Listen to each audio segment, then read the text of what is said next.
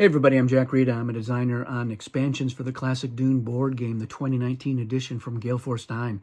In this video, I'm going to be talking about a power alliance I call the Adversary Alliance, and that is one that exists between Ixians and Tleilaxu. The reason it's called the Adversary Alliance is because in the Extended Universe books, we really get a sense of how much these two factions absolutely hate each other. Now, of course, there's a lot of that going around in the Dune universe. You have the Harkonnens and the Atreides, and they hate each other. And you have Ikaz and Moritani, and they really hate each other. And really, all of the factions hate each other. There's not a lot of love lost between any of the factions. But I've got names for those other alliances. So we're going with Adversary Alliance here on this one. And the real strength of this alliance is that they are empowering each other. The Tleilaxu empower the Ixians in an interesting way, and the Ixians also empower the Tleilaxu. And we're going to get into that as we look at what these factions can do for each other. We're going to start by talking about the Ixians and kind of setting the stage a little bit by focusing on one of their advantages, and that is cyborgs. Now, 7 of their 20 forces are their starred cyborg tokens, and they are worth 2 in combat. And this is a basic advantage. So it's a big difference between the starred forces here and those of the Fremen with the Fedaykin and the Emperor's Sardaukar, where they really only count double in advanced. And for the Sardaukar, they also require spice. Now, these don't require spice in basic to count double, but they do in advanced. The other forces are suboids, and they only count half. But if 7 of your forces are double, and that's a potential 14 strength there, and then you've got 13 to count as half, and let's call that 12, and half of that is 6. It all basically balances out, but it's how you, as the Ixians, deploy and utilize those cyborgs. But the suboids are not to be completely discounted either, and that is because they also have a unique thing that they can do, and that is to absorb losses. Now, how does that work? Well, let's say that you've got some cyborgs and some suboids in a battle, and you dial the full strength of your cyborgs, and they are going to be sent to the tanks whether you win or lose, and you do win in this case, and you have some suboids who have survived it. Well, for each surviving suboid, you can send it to the Tleilaxu tanks and keep one of the cyborgs that was supposed to go to the tanks. So that means that you can pack in a lot of strength in a battle, dial high, and then keep that strength in the territory afterwards. You just have to make sure you've got some suboids left over who can be eat all of that. The cannon fodder really is what they're going to be, and but only at the end of the battle. So they just have to survive the battle, and then they go to the tank. So that is a big deal. But let's say that you do have to send more cyborgs to the tanks. That is a little bit of an unhappy situation for the Tleilaxu normally, because their free revival is only 1 force. Now, it can be a cyborg or it can be a suboid. And unlike the starred forces of the Fremen and the Emperor, there's no limit to the number of cyborgs that the Ixians can revive. It's just the normal limit. So if they're getting 1 for free, they can pay to get 2 more. Although with the Tleilaxu in the game, they can bump that up to 5. But the downside for the Ixians normally is it costs 3 spice per cyborg to revive, not just 2 spice for normal forces. And their suboids are 2 spice. They don't get a discount there either. But that is where the Tleilaxu come in, because they can offer half-price revival to their ally for forces and for leaders, but really they can revive the leaders for free. So that is a great perk right there, is you can sacrifice your leaders. And the Ixians don't have super strong leaders, but they do have a couple of 5s. But they can get a leader out for free from the Tleilaxu. But that half-price discount on their cyborgs is a big deal. So you're not doing, let me get you half price on 3. I mean, it would still be rounded up. But if you're getting out 2, then you're only spending 3 to get 2 out. So that is a much better deal. And then you just take the total number of your forces, and then you divide that in half, and that's how it's easier to calculate that way for the Tleilaxu and everybody else. So that can be a very big deal for the Ixians, is the cheaper revival being allied to the Tleilaxu.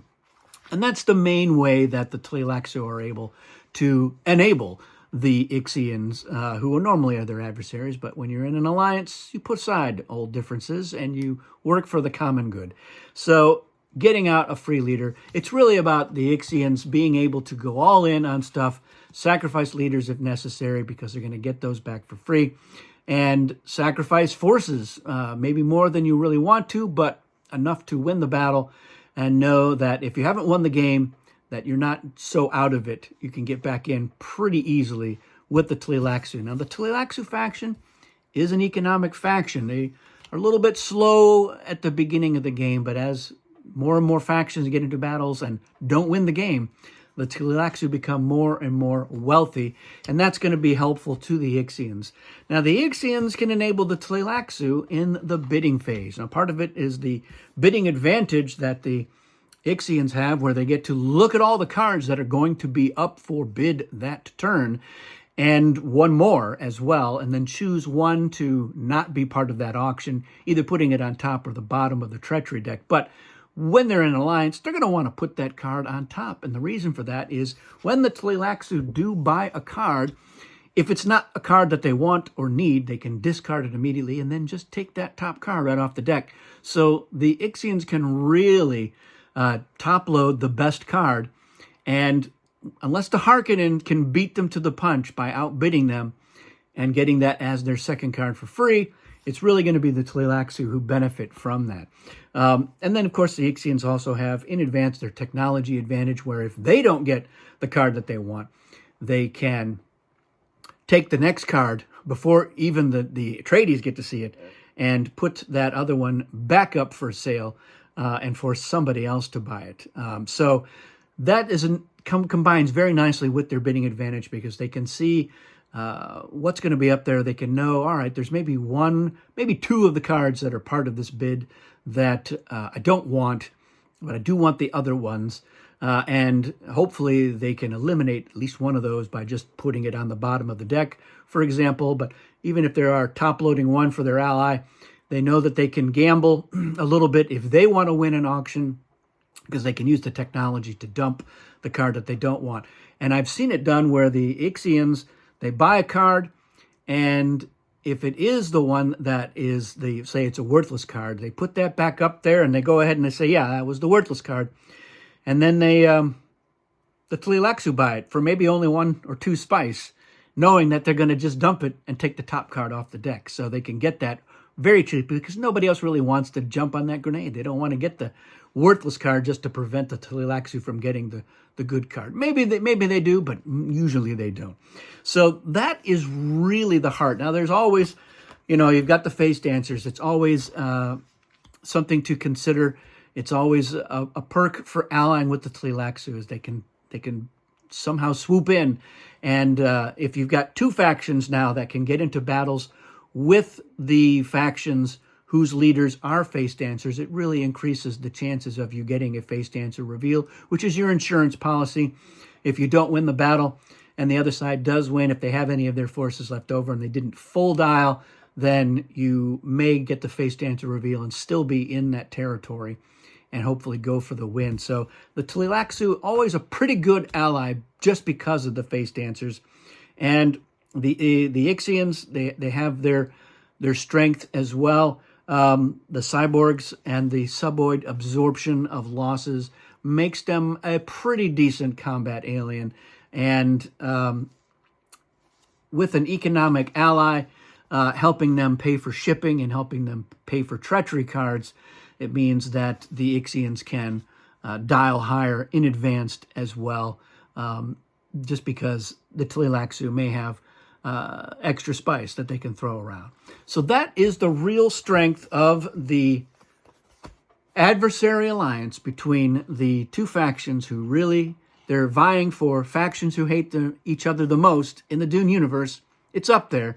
You decide. You tell me if there's an alliance where the 2 factions hate each other more than these 2. It's certainly worth a debate. Let me know your thoughts if you've seen this particular alliance in action, if you've been one of the factions involved or just playing against them, how that worked out. Any anecdotes Of course, we always want to hear those. That's it for this one, everyone. Thanks for watching, and we will see you again soon.